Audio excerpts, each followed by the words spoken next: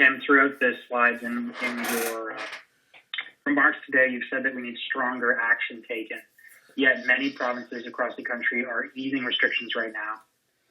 Have you raised the need to have stronger restrictions at this point with your provincial colleagues? Because it does not seem like the provinces are listening to what you're saying.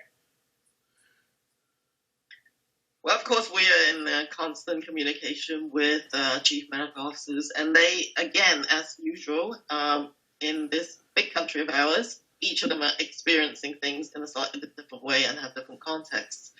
But I think they're all vigilant and know that if you use anything at all, it better be slow with a lot of surveillance, testing, and that there needs to be a commitment to rapidly respond if things escalate.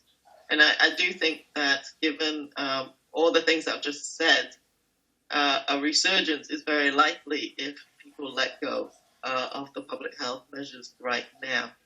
But what you want to do is to keep avoiding, I think, this yo-yoing effect of up and down, and you need to avoid complete lockdowns and curfews and all those things by trying to maintain a strong level of public health measures. And so, I don't think any of the population or businesses or others just want to see, us keep, provinces keep sort of going up and down with their measures. I think the initial really careful easing.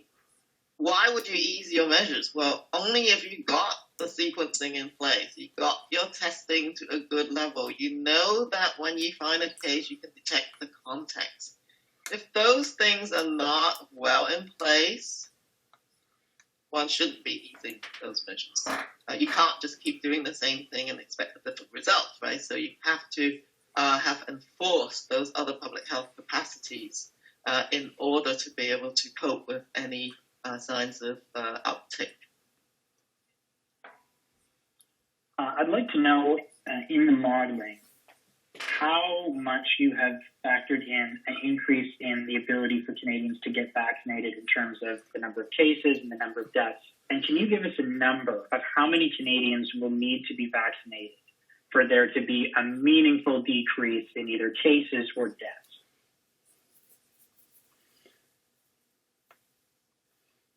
So right now, I think the supply projections are posted, and to a certain extent, so we are still in a period where the supply of vaccines is just escalating. So for the next months, we're not going to have a lot of people vaccinated. So that's a fact, right? So then.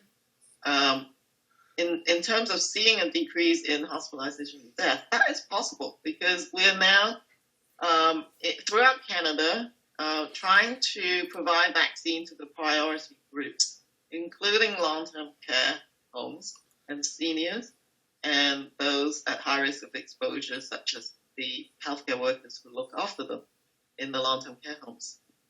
You would have seen some sort of media sound bites on some of the results that provinces are seeing, including British Columbia and Quebec.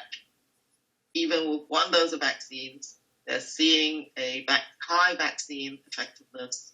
And I've heard we will, by the end of this month, calculate how many long-term care outbreaks in February, because February is only sort of halfway through.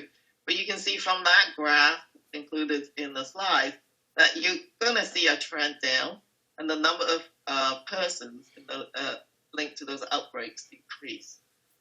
And given that such a significant proportion of severe outcomes and deaths are linked to those high-risk populations, we will, I think, see that impact quite soon. And we're seeing some of that now. We need to see the sort of publication of the results.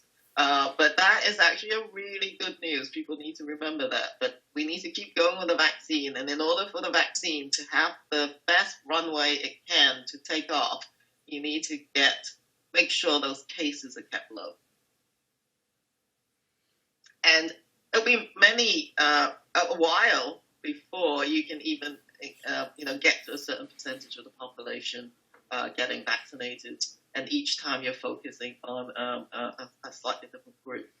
The reason we showed also the international slides is that we will always look towards other countries for lessons learned, and for Israel, for example, that's undergone a lot of vaccination in their communities. They've got a combination of public health measures and the vaccines going at the same time. But we do know that based on the data, the vaccines work very well. And so that combination of measures has enabled that country to see its curve go down. So we'll be able to sort of judge a bit more. And the modelers will take into account these new parameters as they learn about them. And the models can be adjusted over time as well. Thank you. Next question. Thank you. Merci. Our next question, notre prochaine question from Catherine Lévesque avec la presse canadienne. Please go ahead, ouvre la parole. Oui, bonjour à tous. Good morning. I would like to come back to the numbers with regard to the curve on page 16 in the appendix. I know that you say that you don't have the figures, but the orange curve is very concerning.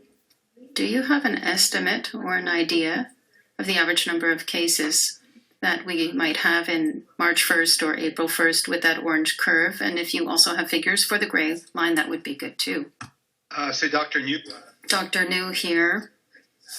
Don't have the exact figures. We can, of course, provide you perhaps later figures from our experts at the agency, because they provided they provided the graphs and they have more specific data. I thought we were talking to the experts. Perhaps that's the best way to get an estimate,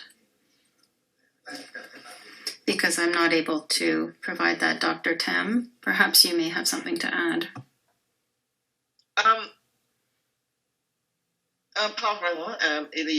Not really. It's to illustrate the curve. The curves of relating to the different scenarios. There's a very different situation in the provinces. So, for example, if you looked at any number of those provinces, what they do now, if they don't let go of anything and a variant comes in, this might happen. But if there are no variants detected, that trajectory would remain more like the current state. But it's to illustrate that if the variants do come in, I think from one of our previous questions, if the variants do come into a province and they lift the public health measures, that is not what you need to see. If you see a variant come in, then you need to increase your measures in order to get it under control.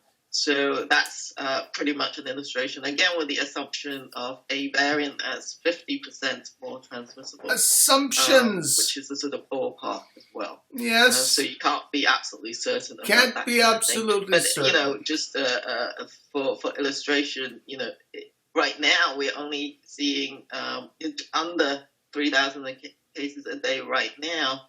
A variant that comes in 50% more transmissible and you release your measures, you're looking at thousands more a day. And remember, we were at over 8,000 cases a day at the beginning of January. And it could be more than that. That third sort of resurgence, that third curve going up, will be way more than 8,500 cases a day is what this model is trying to demonstrate. Someone